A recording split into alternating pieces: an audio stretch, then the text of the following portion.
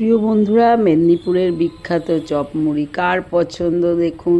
আমি এবারে মেদিনীপুরে ঘুরতে গিয়ে দেখুন প্রথমেই রেকর্ড করলাম কি দারুণ চপগুলো ভাজছে। আলুর চপ, এগুলো বোমগুলো তৈরি হয়ে গেছে, বেসনে ডুবিয়ে টুকটুক করে এক একটা করে দিয়ে দিচ্ছে। বেশ তেল ভরা কড়ার মধ্যে, বেসনের মধ্যে আলুর পুরগুলো বেশ ঘুরিয়ে ফিরিয়ে এপিট ওপিট করে তেলের মধ্যে ছেড়ে দিলেই হলো।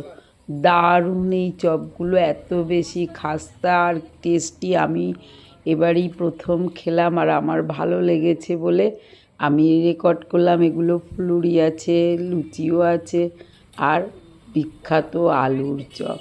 ঘুরিয়ে ফিরিয়ে এপিট ওপিট করে এবার একটু ছেড়ে দেওয়ার পরে নাড়িয়ে ভেজে নিলেই হলো। সবাই বলল যত লাল করে ভাজা হয় ততই নাকি খাস্তা হয়।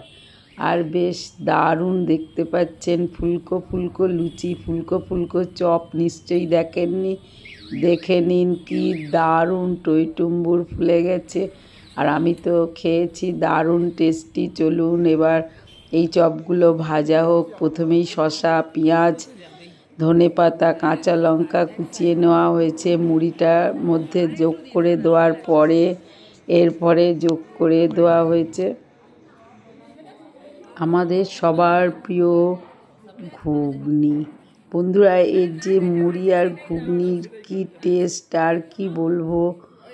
আর একটু করে বেশ ঝোল ঝোল করলে কিন্তু মুড়ির সঙ্গে মেখে খেতে দারুণ লাগে।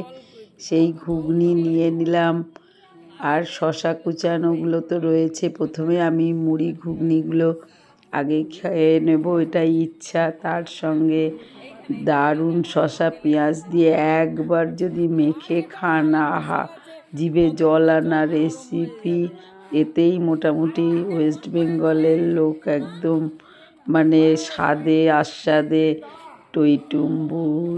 এইভাবে মুড়িগুলো খাওয়ার পরে অল্প একটু মুড়ি নিয়েছি, সেই মুড়িগুলো দিয়ে কিভাবে খাবো চপগুলো। চলুন, এই চপ আর মুড়ি ইচ্ছা হলে ঘুগনির সঙ্গেও খেতে পারেন, তাহলে বানিয়েও ফেলতে পারেন। আজ আসি, বাই বাই।